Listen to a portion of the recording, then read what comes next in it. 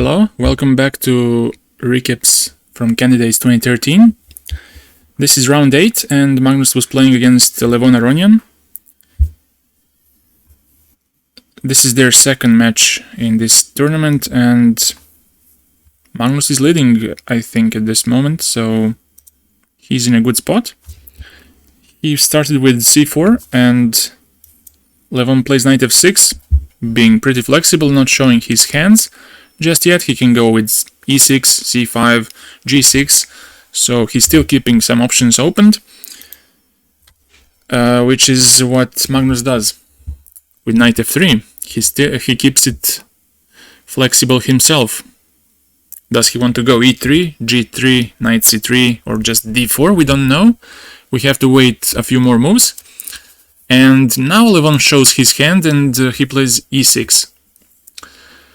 It means that now we're gonna see either some Queen's Gambit declined or eventually some English with c5 or Queen's Indian setups with b6, bishop b7. And now Magnus plays g3 and now it's only either Catalan or some Queen's Indian structure. Possibly some hedgehog with b6, bishop b7, c5. But Levon says, I'm gonna play Queen's Gambit, and we have the Catalan. It's only the question if we're gonna see the open or the closed Catalan. And Magnus plays bishop g2, bishop e7, d4,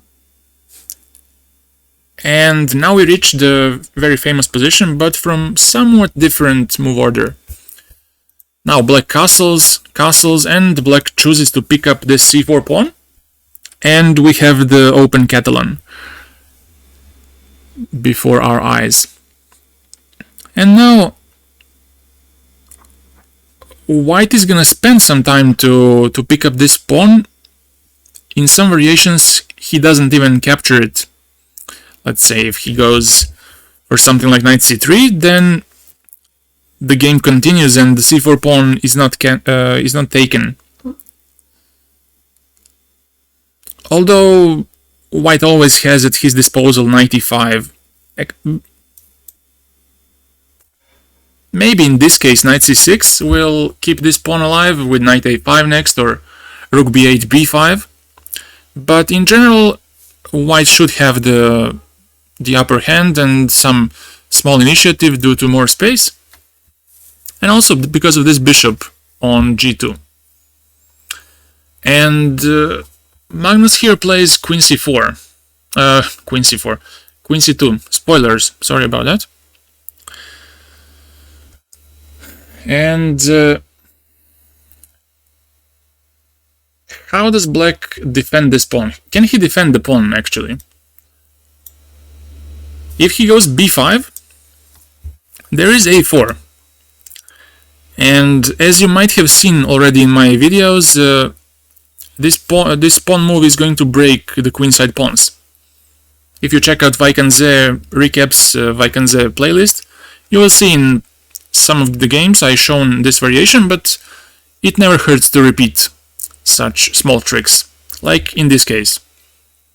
And of course now a6 is impossible because of ab and the rook is pinned, so you don't have that option, but it's also a very legit variation, I would say, because after bishop b7, black gives up the pawn and he gets some piece activity which compensates the missing pawn. You can check out the game Giri Nepomnishi from the World Rapid in Warsaw from last year. So where was I? After b5, a4, there's the other way to defend this pawn and to preserve this pawn chain, and it's to play c6. This is the move to keep this pawn chain intact, but there is a tactical issue here, because white can take on b5, take, and go knight g5. And now the rook is exposed, and the only way you can cover this diagonal is to go knight d5, but there is this checkmate, as I have shown plenty of times on my channel. But like I said before, it never hurts to repeat. So after a4 here, I think black has the option of going b4, but it's a bit dubious because it leaves some weaknesses in the position, and I don't prefer it. I like the move in the game much more. And Levon played a6. The point of a6 is to meet queen c4 with b5 and to get the bishop out. Something like this. And then bishop b7, knight d7, and go for c5 and complete development pretty decently. Also, there is an option of meeting a6 with a4, trying to stop b5, but in that case there is bishop d7.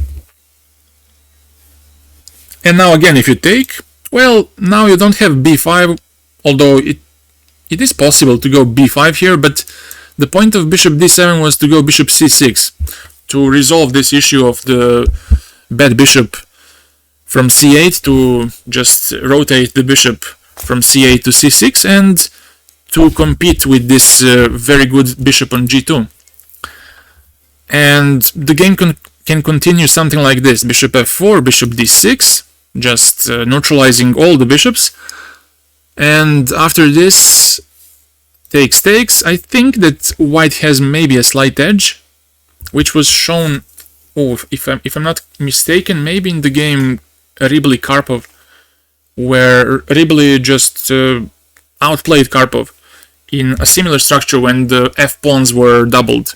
I'm not sure if it's from this exact position, but some similar position was in that game, and Karpov was in a very, very bad shape in that game. Also here, after bishop d7, if you want to stop bishop c6, you can go knight e5. I mean, you don't stop it because black has this, but you can do this, and now I think inclusion of a4 just damages white because it weakens the b4 square, and if you take on c6 now bc, actually this structure is not so damaged, because if you take it now on c4, black might have just queen d5 and he will push c5. And also with the absence of the bishop on g2, black might have some naughty ideas like queen h5, knight g4. So, of course, it's not good to take on d5 because you just fix the pawns, you just straighten the pawns, and you might put some pressure as black on the b2 pawn.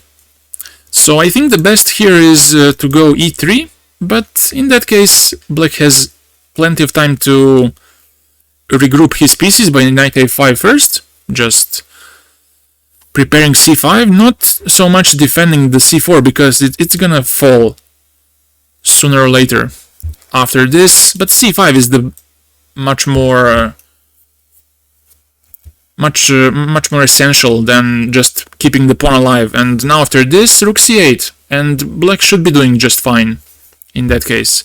But let's go back to the game. I just rambled on for so long, and in the game queen c4 was played. Like I said, black's idea was to play b5, queen c2, and now bishop b7. Like in the bishop c6 variation, bishop is very nicely competing with this bishop on g2, and now white has to find a way to stop somehow, or to slow down the break c7, c5, which would open up the c-file and make the queen a little bit exposed in that case. And usually in this situation, white doesn't go knight c3 because it just doesn't fight for the c5 square. So usually what happens is that white has ideas like bishop d2, bishop a5, trying to somehow attack this c-pawn, or something like knight d2, knight b3. That's also a possibility for white. But as you will see, all of these options are not so dangerous for black, and black has a very, very decent play. He tried bishop d2, and now to meet bishop a5, he plays bishop d6 preemptively, tries to defend the c7 pawn before he goes with knight d7 or just preparing c5. And now white plays a3,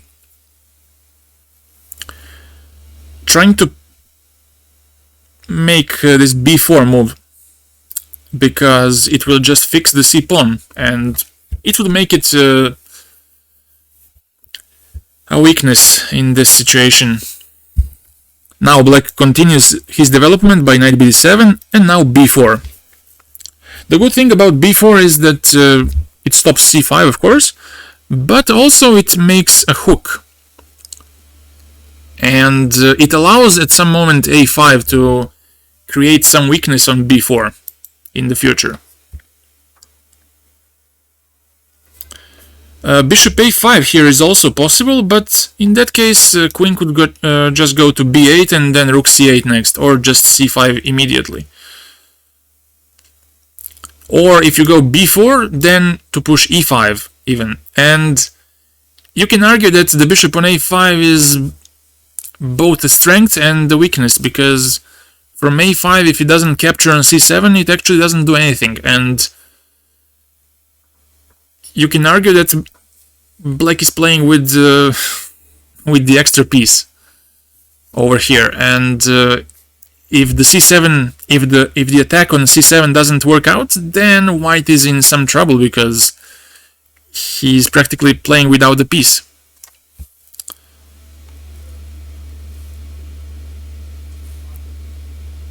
So bishop a5 was an option, but it was a bit sketchy, I think, and Magnus didn't want to take that risk. And he played b4 with the similar idea, just to fix this pawn on c7, but keeping his bishop here on d2, which I think is very, very good. But also, the upside of bishop a5 here is that there's no breakthrough on the queen side by a5. The bishop just plugs the position on the queen side, and there's no c5, but there is e5, so there's always some upside and downside, of course.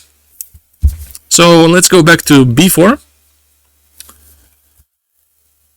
And now black has to find a really, really quick plan, but really quickly, because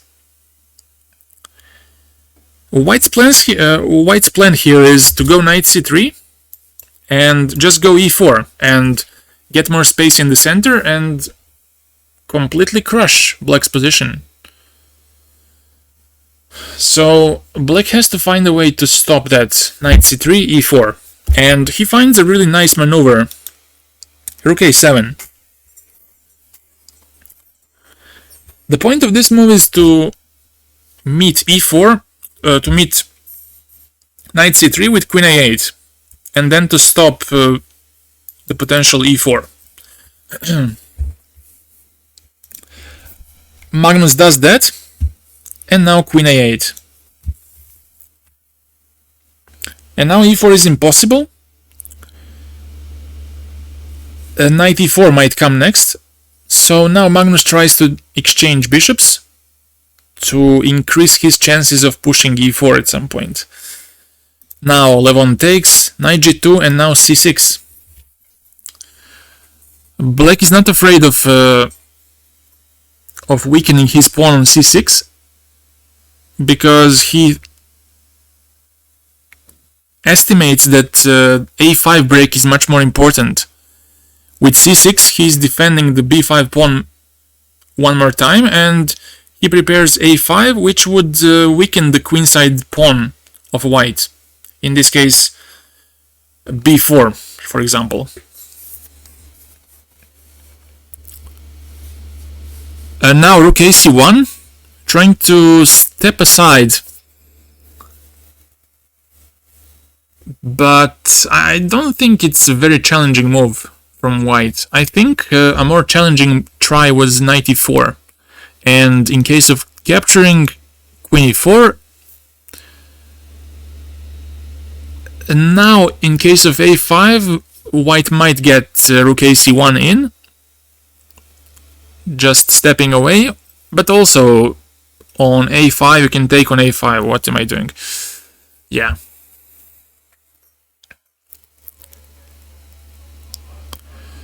So black can play knight b6 here, but after this you're stopping knight c4, and I think you can put some pressure on the c6 pawn later on. But Magnus played rook ac1, and like you saw, knight e4 just stops a5 from happening and delays this flank push. Now black is able to push a5, and he's going to create a weakness on b4 very soon. And now Magnus plays knight e4, but it's a bit too late now. Now black takes, and he goes rook ac8.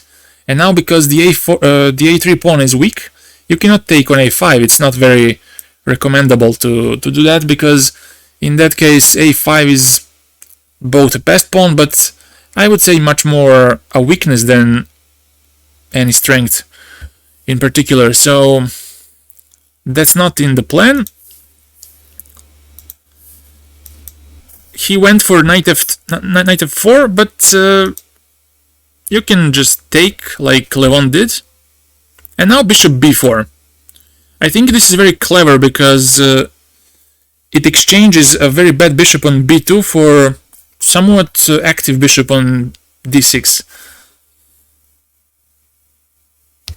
And now black just decides to pull the trigger and to liquidate the game completely by pushing c5.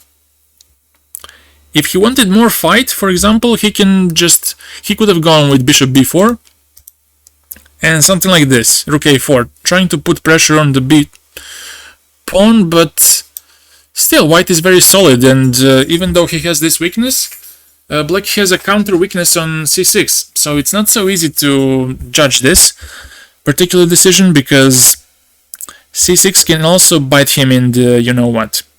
So with c5 he just decides to more or less offer a draw, because it leads to plenty of exchanges. First of them is the queen trade, this one, and now this one takes, because the c5 is very important, so you cannot capture with the c8 rook, because it just loses the pawn on spot. So you do this, and now Magnus takes, bishop c5, and now we have the similar, I think the similar game to the first game they played. Something similar has occurred there. And now white played knight e3, bishop f8, we had the exchange of rooks.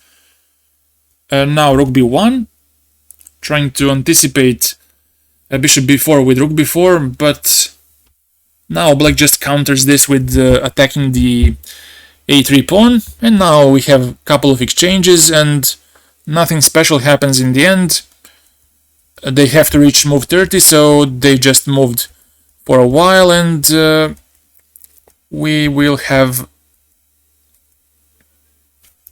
couple of more moves, after which white tries maybe to get more space on the king side, but black is very, very solid in this setup, and there's no way to break through, because rook on d2 is very active now, and there's no way for the knight from f4 to jump around and to make some trouble for black's king.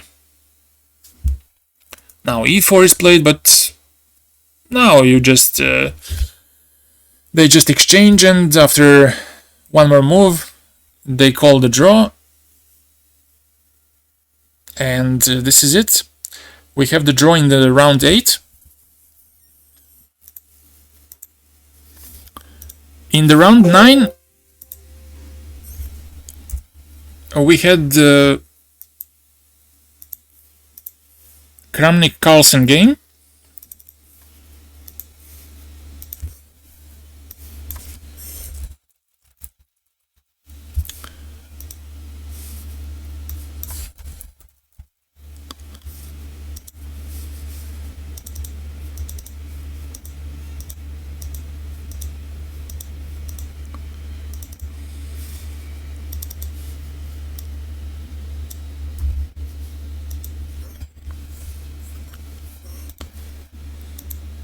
And now Carlsen is black, and we have the similar opening. We have d4 knight f6, c4 e6, this time from a different move order, and we have bishop g2, bishop e7, knight f3, castles, castles, and dc. We have the same position, but now Kramnik chose to play knight e5.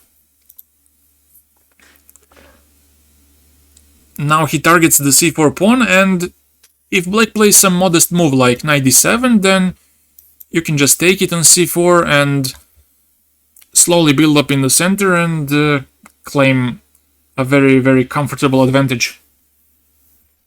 So black challenges this move with a very, very interesting idea, and that's to play knight c6. At first you might think that this is very, very bad because you, as black, damage your structure by tripling your pawns, but actually things are not so simple, and you will see why. Here white has usually two options. One is to capture with the bishop, and the second one is to capture with the knight on c6.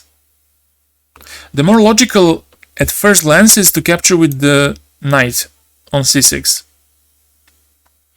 because you don't want to give up the bishop in general in the Catalan, but after bc, bishop c6, rook b8, black gets enough play to compensate this very weakened structure, and he has a tough time to develop his queenside. This bishop on c1 can hardly move, and it would love to go to f4 or g5, but the b2 pawn is weak, and black is putting lots of pressure on that pawn. Also, the d4 pawn is still undefended, so the queen is not so free at the moment. So white has to play either e3 or something like queen d2, queen c3, but those two moves are pretty clumsy, and for example, e3 just closes the bishop down and it doesn't really solve the problem. And if you go knight c3 here, black first exchanges the bishops by bishop b7, and after this rook b7, black goes c5 next. And I think he just solves all his issues, because once again you don't have the option of developing the bishop because the b2 pawn just hangs. Black also might have ideas like knight d5 to put pressure on the knight on d5, but I think c5 is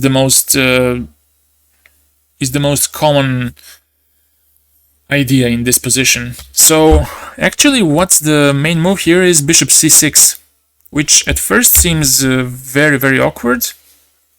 Black takes, knight c6, queen e8, especially because the bishop on c8 might become a very dangerous asset for black. Now white takes, queen takes on e7, and now queen c2. Time to collect the c4 pawn. And now black doesn't waste any time to defend this pawn. He plays e5. He plays for activity. He is giving up this pawn, but he's claiming that he's going to have some nice compensation because of the bishop on b7 and some play on the light squares. Also here c5 is interesting. And in case of this, to take on d4, queen d4, and now to go e5. Let's say queen h4 now, just h6 to stop bishop g5, and then after some move like knight c3 to go bishop b7, and black seems very comfortable here, I would say. Besides his pawn down, I don't really see the issue with his position. And white probably needs to just play some ugly move like f3, bishop e3, and to somehow hold it together for a while. But I think in the long run, I think black has very good chances to hold this, even though he's a pawn down. He played e5 with a similar idea, but I don't like this particular move because it doesn't resolve the issue of c-pawn. I would like much more to liquidate this pawn for the d-pawn, because it just leaves the structure much healthier. And now Kramnik plays first rook d1, and now it was time for bishop b7, just to put the bishop out, and then maybe to capture on d4 at some point.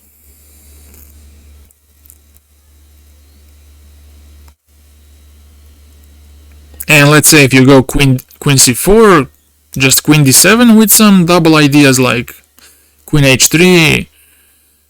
Let's say if you take, well, if you take then you're lost, but let's say if you do this, there might be something like queen h3 next, and if f3, knight g4. Ideas like that always exist in this particular line, and white has to be a bit careful what he's doing. But if queen d7, white can defuse this by pushing d5, and in case of bishop d5 to just step aside, go knight c3, bishop g5, and maybe have a slightly more pleasant position, but nothing more than that. Let's say queen e6, knight c3, bishop b7, and black has material balance and also has some nice chances, I would say.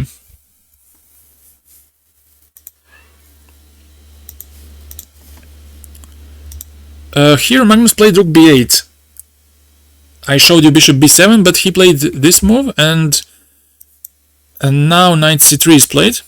And the difference between two moves is that now if you go bishop b7, white has d5 and then e4, and he's gonna try to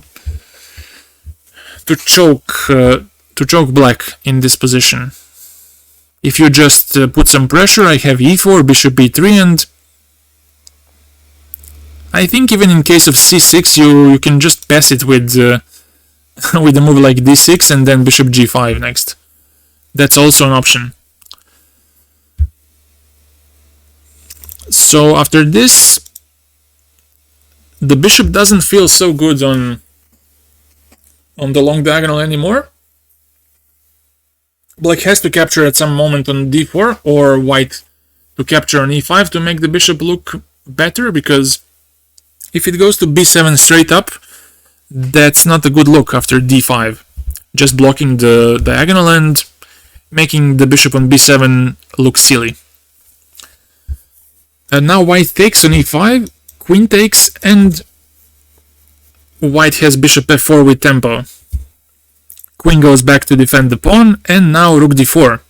Now it's time to punish these weak pawns, especially on c4, and we'll see after for c7.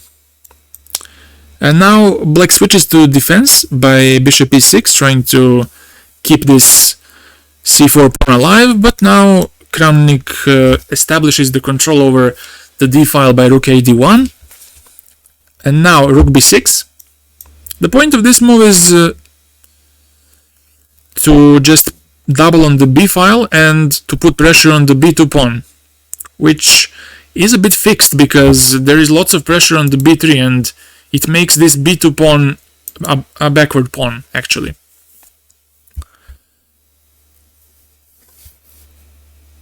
And now Kramnik does a very nice move. He plays queen d2. A prophylactic move, because now if you go rook fb8, now white has a very nice exchange, after which this happens, king h7, and now white goes back to d2. And I think this advantage is very convincing to me, because there's not much pressure on b2 going on at the moment. Only a pair of rooks are doing the job. Rook on d2 defends the b2 pawn, rook on b6 attacks the b2 pawn, but there's nothing more going on. and it makes me feel that there's no potential attacker anymore. The knight cannot jump to a4 at any moment, anytime soon. And also the weakened structure is a very, very strong factor. These two pawns are potentially in some danger, and I think the plan should be next to go f3 and then drop the king to c1 and then release the rook.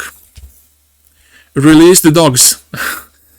And by doing that, I think white is in very good shape. Black, on the other hand, is not in such a good shape because of the structure I mentioned. And also in opposite color bishops positions, when you have a weakness, it can be a bit frustrating to defend. It can be very tough to defend, actually. And especially if white gets some initiative going with f3, g4, h4, if he manages to get more space on the king side, the opposite color bishops can become really, really decent factor in white's favor, actually. So that's why Magnus plays counter prophylaxis, king h7, trying to get rook fb8 done, and now white plays f3. Now there's no time for rook d8 because now you exchange everything and you lose the b2 pawn, which is not something you want. So f3, rook fb8, and now white can go back to b1, but it's a bit passive, and I don't think Kramnik wanted this. He just gives up the pawn and he plays queen e3. He pins the queen and he is attacking this way on c4.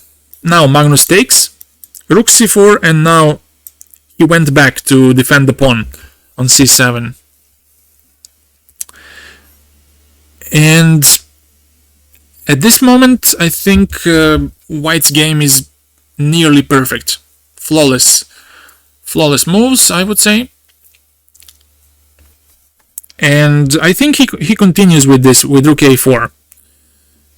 One interesting idea I would like to show you here is g4. As I shown you previously in this endgame, even with queens on the board, g4 is a very, very interesting idea, because with the move like g4, you're trying to get more space. With h4, g5, and to use the h6 pawn as a hook to open up the king side and to make much more damage than currently. And in case of rook e8, to defend the queen, you can go rook c5 and still get your h4, g5 in, or just g5 immediately. Why not? But Kramnik chose a more positional way, and he went for rook a4, trying to attack the a7 pawn.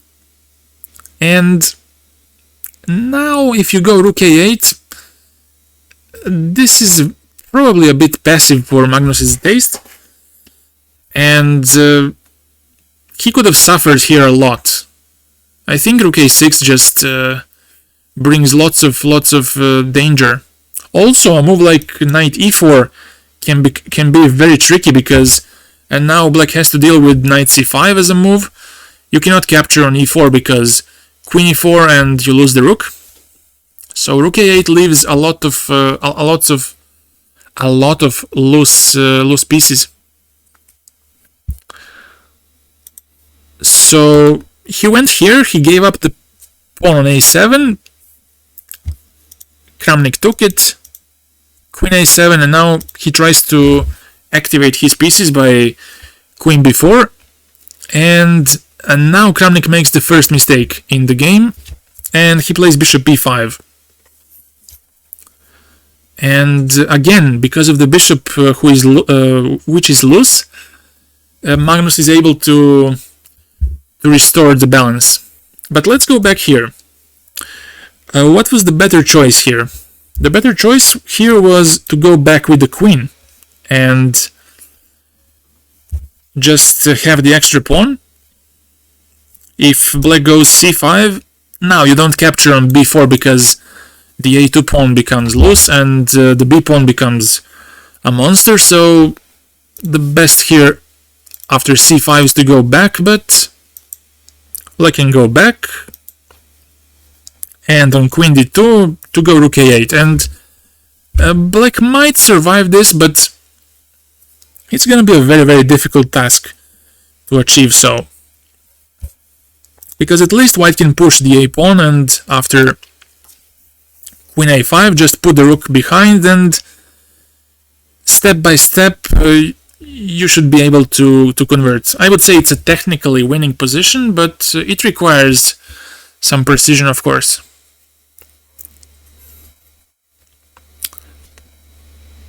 The plan might be to exchange queens first and then slowly to push the a pawn until it's unbearable to watch. But instead of queen d4, Kramnik played bishop e5, which allowed Magnus to get away, and he plays knight d5 in this case. And now, how does white avoid? Well, he took on d5, but can he somehow avoid the exchange? If he goes knight e4, there's bishop f5, a very strong move, just challenging this knight and also challenging the bishop. And now the point is, if you take the knight, which is for free, I would say, there is this check. King g2 and now bishop e4. And now fe, queen e2. And now if you go back to f2, he takes on e4. First of all, if you just go king h3, there is this move, and you can at least go perpetual, or you can take on e5, you can choose. So after queen e2, queen f2, you take on e4, queen f3, and now you take on e5. And after these exchanges, this should be a draw, I would say, because maybe even black has to be a bit, white has to be a bit careful, because the c pawn seems much better in combination with the queen, because the queen is much more active on c4 than white's queen is on f2.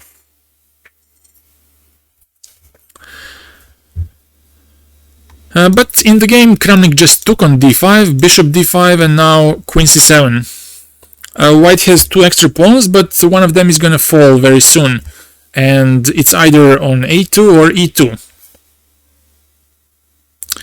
He cannot capture right now because of queen c2 and og.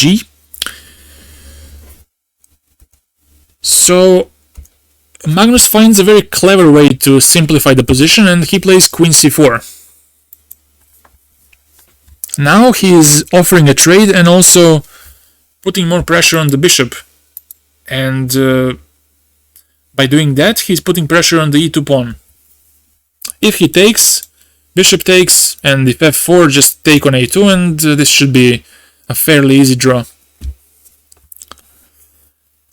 So after queen c4, Kramnik went for a3, but now after f6, it's pretty risky to go bishop f4 because of something like queen e2, at least. And in case of this, to just not be bothered by stuff like this. Although this should be winning, actually. But I think that after such a move, you can just take on e2 and just claim a draw, actually. Because if you take, we have something similar to the game, and the a pawn is not going anywhere, so that's just not good enough for white. Kramnik took on c4, bishop c4, and now we had this, but now white took on e2, and it was clear here that the game is going to end in a draw, but they played for a while bishop b4. Maybe Kramnik was feeling ambitious, but After this, they repeated once before white played f4, but after rook e2, rook d6, stopping bishop c6, rook c2, preparing bishop c6. Now white has g4, bishop c6, bishop d2, trying to stop any check and capture on g4. But now black just challenges the pawn, and after h3, rook a2, bishop g2, here rook h2, they just agreed to a draw because white can just simplify with g5, and in case of this, fg, hg, bishop d2, now the g5 pawn becomes capturable, and this is a fairly easy draw as well. The g pawn is not going anywhere, also the a pawn can be always taken by the bishop, and it's pretty straightforward actually. So that's it. In the next video I'm going to show you the game Carlsen-Gelfand from the round 10. So stay tuned and have a good day.